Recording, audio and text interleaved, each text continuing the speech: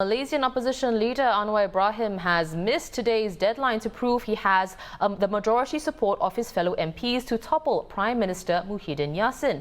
Despite that, he is unlikely to resign as chief of the Pakatan Harapan coalition.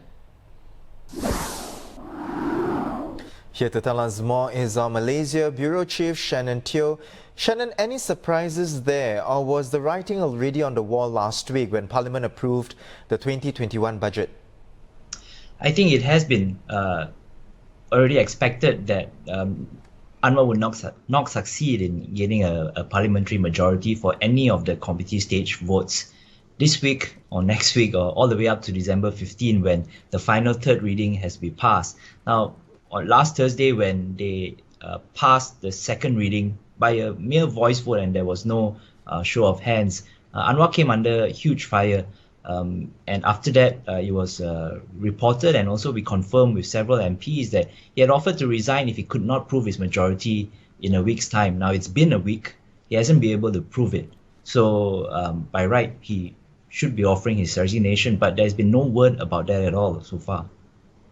So, do you know what else is ahead for Mr. Anwar then? You already said that he's unlikely to resign just yet as Pakatan Harapan's leader. So, what next for him actually? So it looks as if he will plod along. He'll continue to try for the next few weeks, all the way up to December 15, where the last vote is scheduled.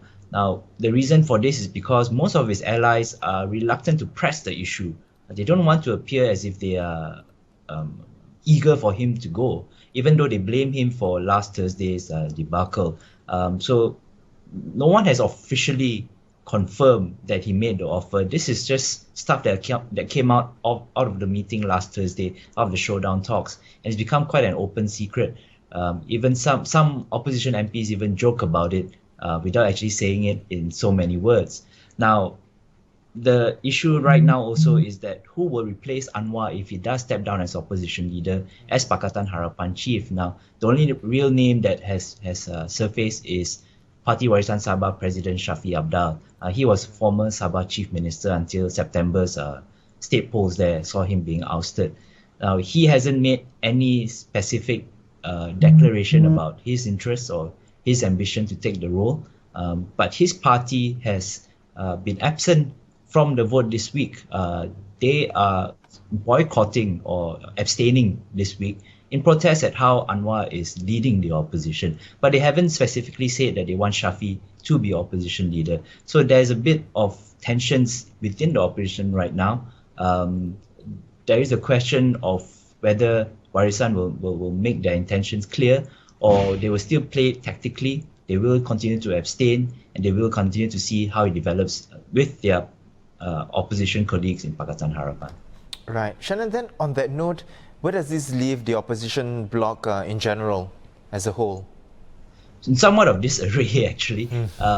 Anwar is still nominally their leader, but there is so much unhappiness with him in Pakatan Harapan. We're not sure how long this can last, whether they really have confidence in him, whether he has the full support of his coalition. This coalition has 91 MPs.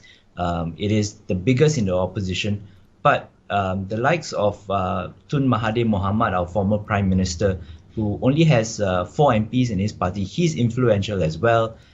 We've talked about Shafee Apdal. He is someone that people say has what it takes to be a Prime Minister candidate. So Anwar is holding on to his position, but there is a lot of talk, there is a lot of speculation, a lot of discussion within the opposition that it's time to move on. It's time to have a leader who can deliver us a victory. Now, Anwar, for all his merits, has never actually won an election and never become Prime Minister. He's waited for his chance for 22 years, but he's never been able to succeed in all the general elections that has preceded now. And with a general election that could be called as soon as next year, once the coronavirus situation is cleared up, the opposition needs to get its act together. Whether this is with Anwar at the helm or someone else, it remains to be seen. I see. Well, thank you so much for coming on the show, Shannon. We've been speaking to Malaysia Bureau Chief for the Straits Times, Shannon Teo, who was joining us live from Kuala Lumpur.